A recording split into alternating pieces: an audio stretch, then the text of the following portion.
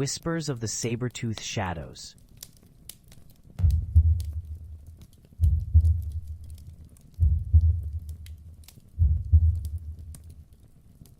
I always thought I knew the woods well. Growing up in Elmwood, those sprawling trees and whispering winds felt like home. But I realized how little I truly understood that night, when the shadows began to move and fear took form. It started with the old stories.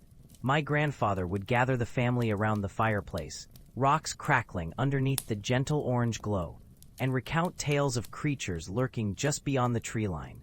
We would huddle close, wide-eyed, as he spoke of the elusive saber-toothed cat, a creature said to have roamed these lands long ago, a monstrous predator with fangs like daggers and a cunning that outmatched even the sharpest humans.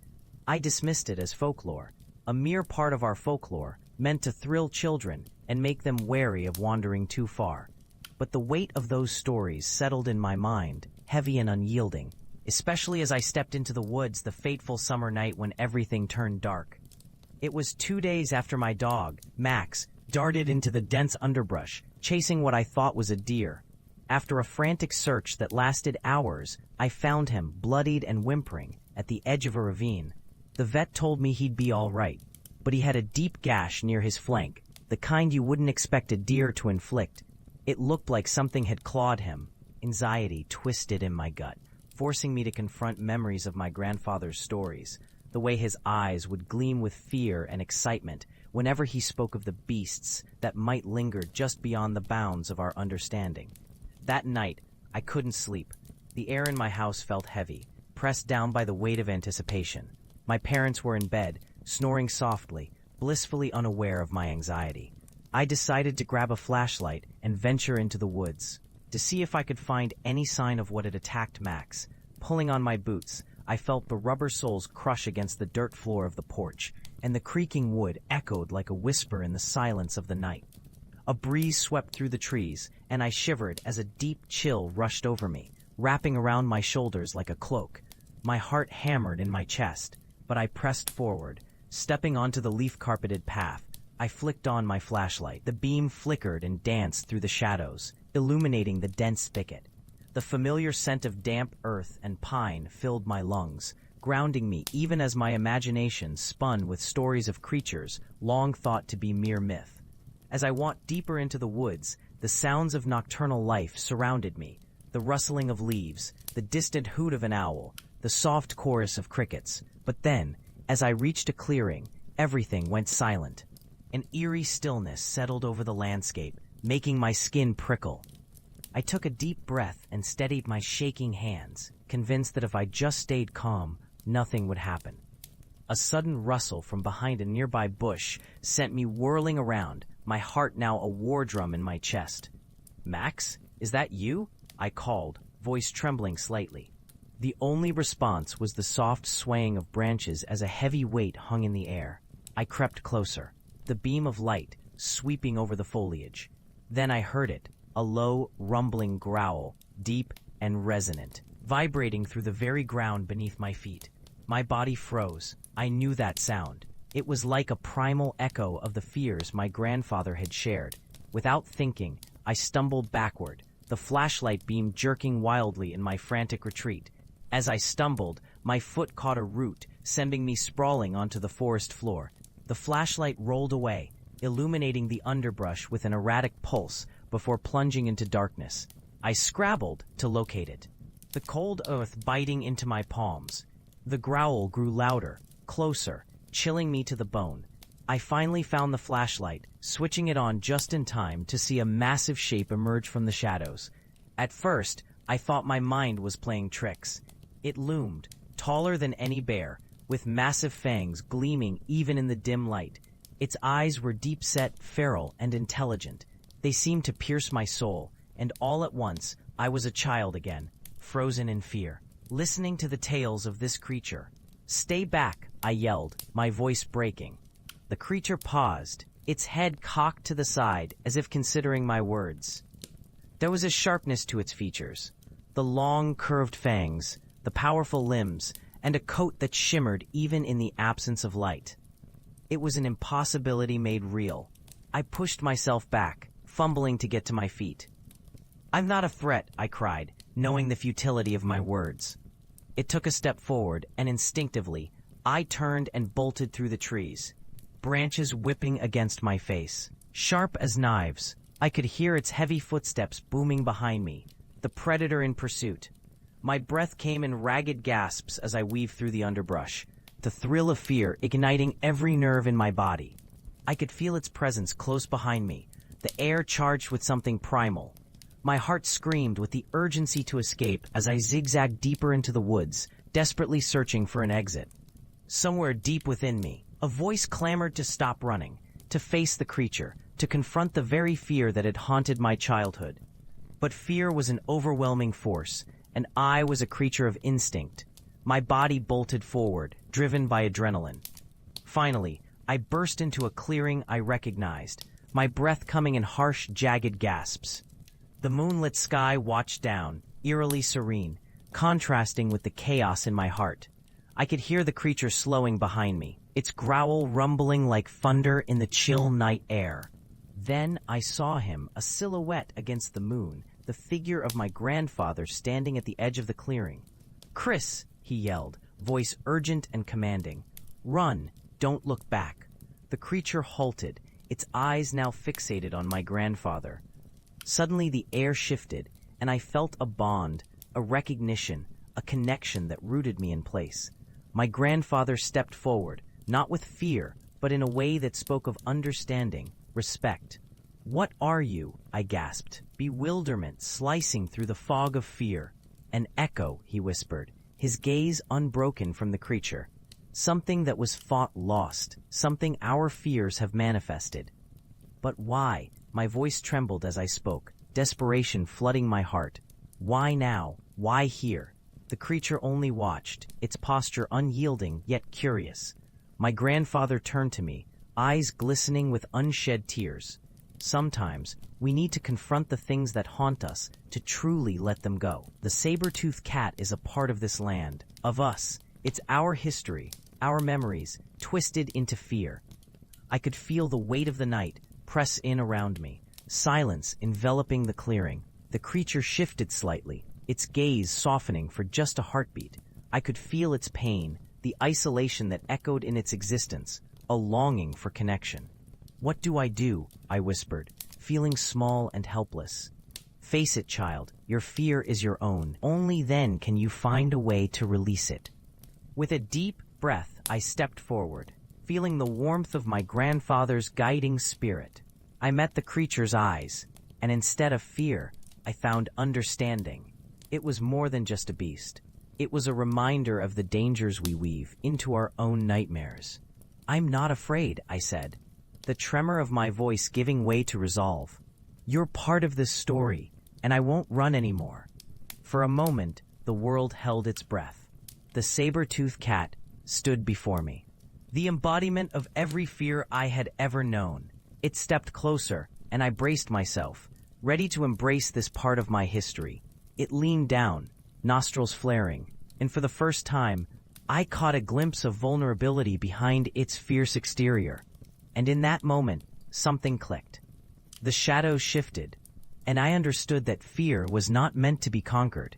It was meant to be acknowledged, to be transformed. With a final deep growl, a creature turned, vanishing back into the depths of the woods, leaving me trembling yet alive with the weight of revelation. As dawn broke, I stood in the clearing, the soft golden light spilling through the trees. My grandfather was gone, but I could still feel his presence, a guiding warmth echoing in my heart. The woods felt different now, less menacing, and more like a tapestry of history woven through time. I smiled softly, the stories no longer haunting me, but instead reminding me of the courage that blooms from the depths of fear.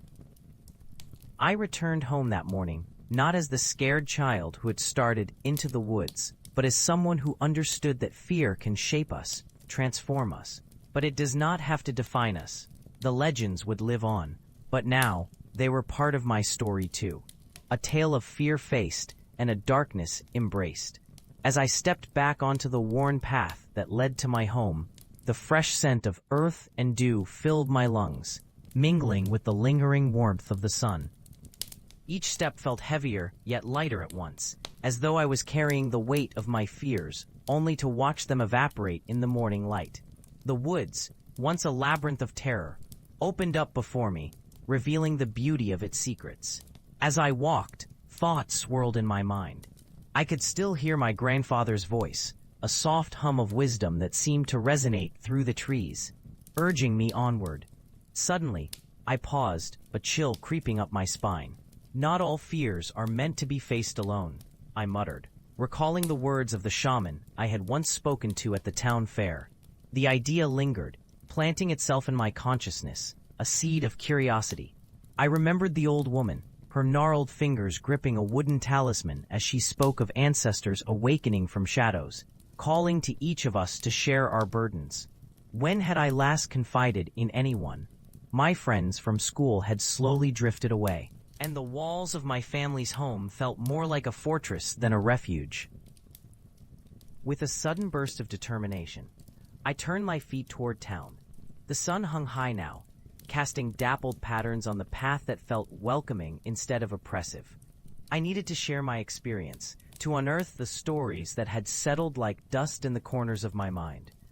A soft breeze curled around me, urging me forward as I entered the familiar streets. I approached Sam's Cafe, the scent of freshly brewed coffee wafting through the air like an invitation. The bell above the door chimed as I stepped inside, the warm chatter of patrons wrapping around me like a cozy blanket. Sam was behind the counter, his graying hair catching the light as he crafted a cappuccino. "Hey, kid, you look like you've seen a ghost," he joked, noticing my flushed cheeks and slightly wild eyes. I chuckled, the sound coming out a little more breathless than I intended. "Close enough. I think I just faced mine." "Yeah, well, you know where to find me if you want to talk." He flashed me a knowing smile, the kind that spoke volumes. I found a quiet corner by the window and sat down, ordering a steaming cup of hot chocolate. Sweet, creamy, and comforting. As the warm mug settled in my hands, the memories of the creature in the woods danced at the edges of my thoughts, no longer terrifying, but rather a poignant reminder of my inner strength. "Would you believe me if I said I met a sabre-toothed today?" I found myself saying, almost absent-mindedly, when my best friend Lily slid into the seat across from me, her eyes bright with curiosity. She laughed, a musical sound that eased the remnants of tension in my chest. "You, alone in the woods? That sounds about right." I leaned forward, unable to contain the rush of emotions swirling inside me. "No, really, I faced this creature that came from the stories, but it wasn't just a beast, it was my fear. And I finally understood that I don't have to run anymore. I can talk about it, share it." Lily's laughter faded, replaced by a wide-eyed sincerity. "You've changed, haven't you?" "Maybe. Or maybe I'm just learning to accept who I am. I think we all have our own shadows to face." The conversation flowed, and I shared the story of my adventure deep in the woods, the darkness I had felt, and the courage that had liberated me. As the words poured out, the relief was palpable, like each syllable chipped away at the weight on my shoulders. "Sometimes I feel like I'm living a shadow life," Lily replied, her eyes reflecting something deeper than laughter. "Like there's so much more I want to share, but I don't even know how to start." "Let's start together," I suggested, inspired by my newfound bravery. "We could face whatever it is that stops us, together." And just like that, a thread of connection was forged anew, binding us through our collective fears and insecurities. It felt surreal, yet grounding, as if the act of sharing lifted us from solitary confinement into a shared existence. As the sun dipped lower in the sky, casting a warm glow over the bustling cafe, I realized that the woods still held their mysteries, but my relationship with them had changed. Fear was no longer something to be shunned. It was a companion and a guide. The tales of history, of my grandfather, and of the saber-tooth would echo in my heart, not as chains, but as wings. And with each story shared, we would forge our own paths, illuminate the dark corners, and dance with our shadows. In sharing our fears, we would create the courage that could light the way home. "I wish I had somewhere to start," Lily murmured, her fingers tracing the rim of her mug, the steam rising like faint memories swirling around us. "You do," I said softly, my excitement veering towards a gentle assurance. Think about it. What's the first shadow that comes to mind? She frowned, the playful spark of earlier vanishing. It all sounds so silly, doesn't it? Can't I just skip to the part where I'm brave? I shook my head, leaning in closer. No one gets to skip the hard part, Lily. It's not silly. It's human. If we pretend like fear isn't there, then how do we ever find the courage to move past it? The cafe buzzed around us, patrons laughing, clinking cutlery, and baristas shouting orders. Every mundane sound heightened in contrast to the growing intimacy of our conversation. I could see her working through it, a storm of thoughts brewing behind those blue-gray eyes. I've always been afraid of being judged, she finally confessed, her voice barely above a whisper. Like if I show people who I really am, they won't accept me. That's what we do, isn't it? We hide, I said, memories of my own hermitic days flitting through my mind like shadows. But do you realize that by hiding, you're only letting them judge the version of you that isn't real? A flicker of understanding passed over her face. What if they don't like the real me? Then that's their loss, I replied firmly, not letting her retreat into doubt. You matter. And if they don't see that, it's because they're wrestling their own shadows.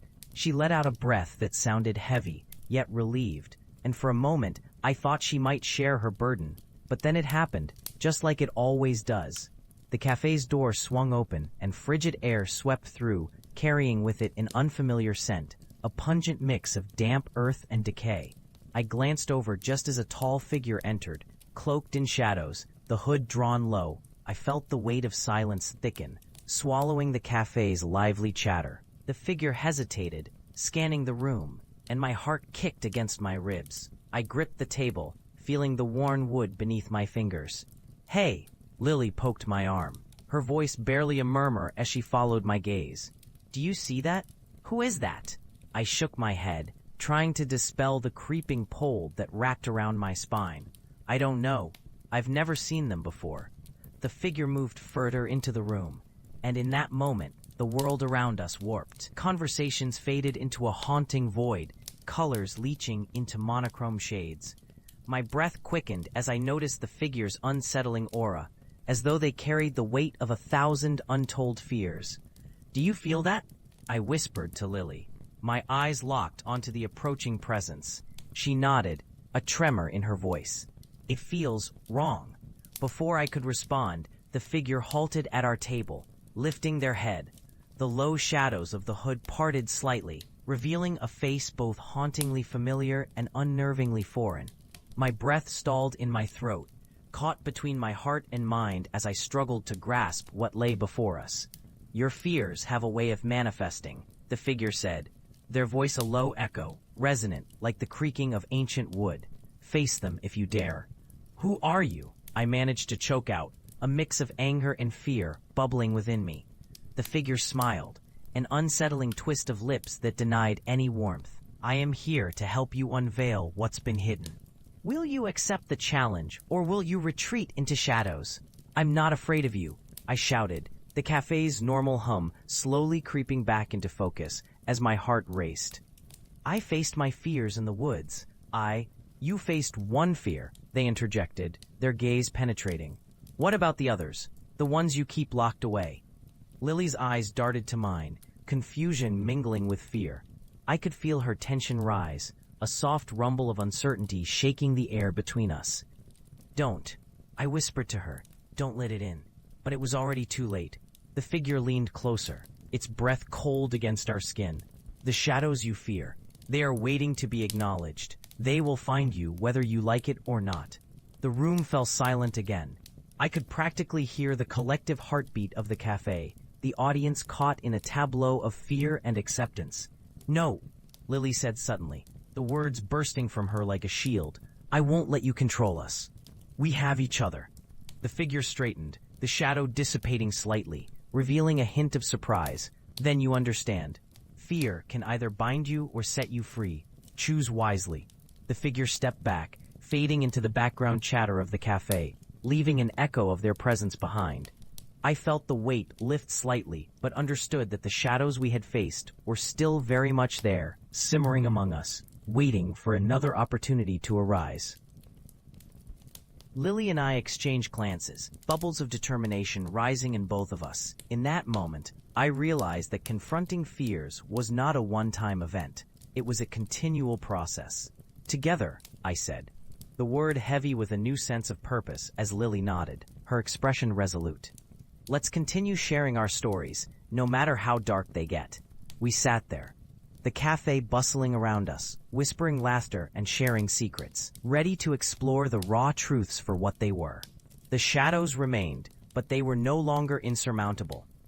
With each story told, we drew courage from one another, forging a path through the darkness, hand in hand, emerging back into the light. As we finished our coffee, the warmth of the cafe's atmosphere embraced us, but beneath that comfort lay the remnants of the darkness we had just confronted. The figure's presence lingered like an unshakable aftertaste, stirring a mixture of dread and determination within me. I couldn't help but wonder if our exchange had truly made us strong enough to face whatever else lay in waiting, whether in the woods or within our own minds. Do you remember when we used to challenge each other to brave the woods at night? Lily asked, her eyes twinkling with a mix of nostalgia and defiance. Of course, I replied, a smile creeping across my face. You always insisted on checking every shadow.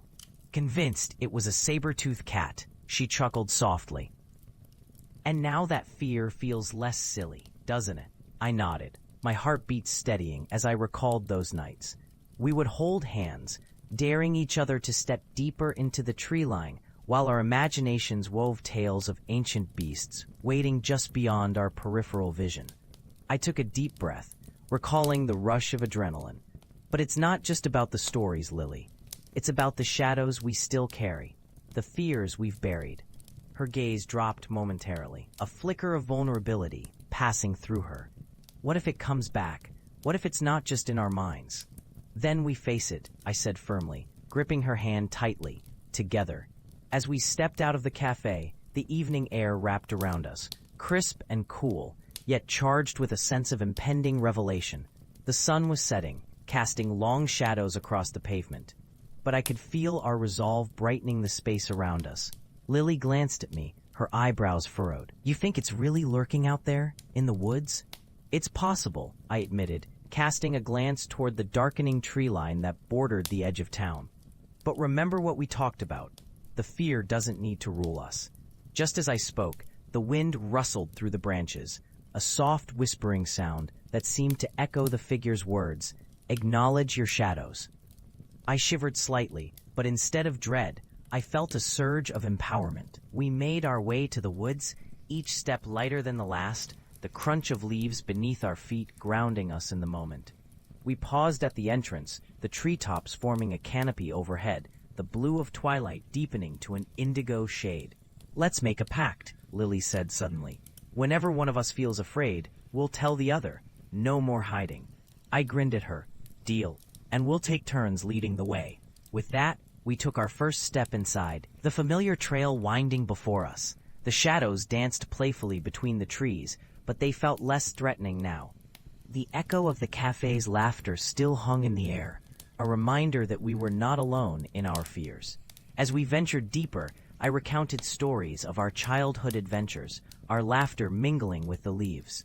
Each tale unfolded like a thread, stitching our courage together, wrapping it around the shadows that had once threatened to swallow us whole. It wasn't long before we reached the clearing where we used to play. The moon broke through the clouds, illuminating the glade like a spotlight on a stage. "This is where we faced the saber-toothed cat, remember?" I said, my heart racing, not from fear but from excitement. Lily nodded. "And tonight, we will face it again, together." The trees creaked as if in agreement, and for a moment, I thought I saw a flicker of movement in the corner of my eye. My breath caught, but instead of running, I turned to Lily. "Ready?" Her eyes sparkled defiantly. "Always." We stood tall, side by side, facing the darkness. And I found that the shadows held no power over us. Not when we acknowledged them together. The wildness of the woods felt alive, throbbing with possibility. And as we called out to whatever lay hidden in the depths, we no longer feared the creatures of our imaginations. We were ready to embrace all that we were, things both light and dark, because in that acceptance, We found freedom. No longer bound by our fears, we stepped forward, our laughter echoing into the night. The shadows did not chase us. They merely watched, and in their quiet observation, we transformed our darkest anxieties into the very essence of our beings. Together, we were unstoppable.